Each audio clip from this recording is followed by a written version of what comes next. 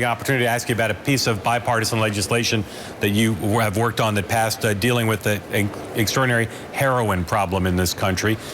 Is this a problem for Washington to solve? What does this legislation do? And are the American people, do you think, focused enough on the issue? Yeah, Mark and John, this is a huge problem back in my home state of Ohio and around the country. I've been involved, as you know, in these drug prevention education efforts for over 2 decades now, but this one's different, and it really is gripping our country in ways that are leading not just to a lot of lives being lost, but a lot of lives being ruined. And so in Ohio, it's the #1 cause of death now is heroin and prescription drug overdoses. That's probably true in the country now, too.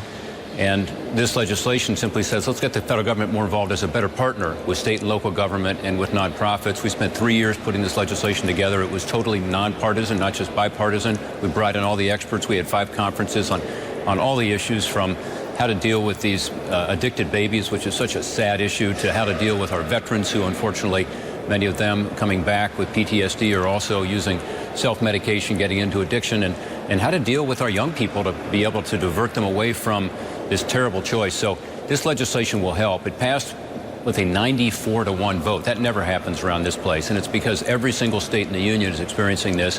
And by the way, every congressional district is too. So I call on the House of Representatives to pass the legislation, to get this to the president's desk, and to have it start to actually help to turn this tide, because it is something that affects every single one of us.